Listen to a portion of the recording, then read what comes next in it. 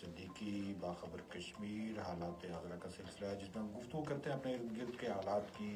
وطن عزیز پاکستان کے واقعات کی اور دنیا بھر میں وقوع پذیر ہونے والے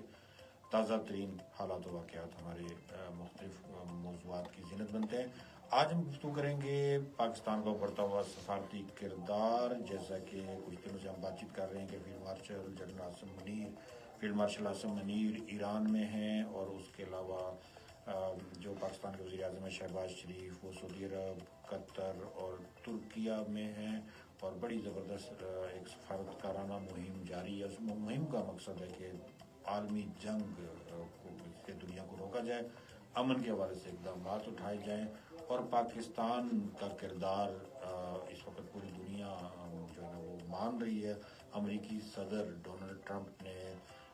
صحافیوں سے گفتگو کرتے ہوئے ایک دفعہ پھر کہا ہے کہ فیلڈ مارشل عاصم منیر ایک بہادر انسان ہے، اور ساتھ وزیر اعظم پاکستان شہباز شریف کی بھی تعریف کی، اور انہوں نے اس بات کا عندیہ بھی دیا کہ اگر مذاکرات کا آخری جو ہے نا وہ راؤنڈ چلے گا تو اس میں بھی شریک ہونا اپنے لیے اعزاز سمجھوں گا۔ امریکی صدر ڈونلڈ ٹرمپ کی جانب سے بار بار پاکستانی وزیر اعظم اور فیلڈ مارشل کا ذکر، ان کو بہادر کے القاب سے جو ہے نا وہ نوازنا اور ان کو ایک اچھے انسان کے طور پہ یاد کرنا، ایک یقیناً پاکستان کا جو ایک کردار ہے جو دنیا میں نمایاں طور پہ سامنے آیا ہے، بالخصوص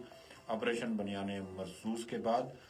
یقیناً یہ سب کے لیے قابل فخر بات ہے کہ ہماری قیادتیں اس وقت دنیا میں اپنا لوہا منوا رہی ہیں۔ تو یقیناً یہ جو اس وقت تازہ ترین جو پاکستان نے عمل کے لیے سفارتکاری کی ہے بیک وقت ایران اور عرب ملکوں اور ترکی میں، یہ بڑی حوصلہ افزا ہے، اور اس پہ وہ جو برف تھی وہ پگھلنا شروع ہوئی ہے، اور ایران کافی حد تک جو ہے نا بات چیت کے لیے، مزید بات چیت کے لیے، فیصلہ کن بات چیت کے لیے تیار ہو گیا ہے۔ پاکستان کی حکومت نے امریکہ سے بھی یہ یقین دہانی لی تھی کہ وہ مذاکرات کے لیے راہ و صورت میں ہموار کرے گا کہ امریکہ بھی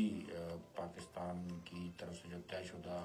جو ہے معاملات ہیں جو دونوں طرف سے سامنے آئیں گے، اس پہ بھی وہ ہٹ درمی کا مظاہرہ نہیں کرے گا۔ یقیناً یہ حوصلہ افزا چیز ہے، اور اس پہ دنیا پوری پاکستان کی داد و تحسین کر رہی ہے، پاکستانی قیادت دنیا میں اپنا لوہا منوا رہی ہے، اور میں سمجھتا ہوں کہ ایک طویل عرصے کے بعد پاکستان کو دنیا کا جو قائدانہ ایک رول ملا ہے، اس پہ ہمیں اللہ تعالیٰ کا شکر بھی ادا کرنا چاہیے۔ دنیا میں بہترین سفارتکاری اور عسکری قوت کا لوہا منوانے کے بعد سب سے اہم چیز جو ہے وہ یہ ہے کہ ہم وطن عزیز پاکستان میں جو ہے نا افراد و تفرید سے باہر آئیں، انتشار سے باہر آئیں، سیاسی اختلاف کی بنیاد پہ ایک دوسرے نفرت سے باہر آئیں اور ایک ہو جائیں۔ اس وقت ہمیں صرف اتحاد کی ضرورت ہے۔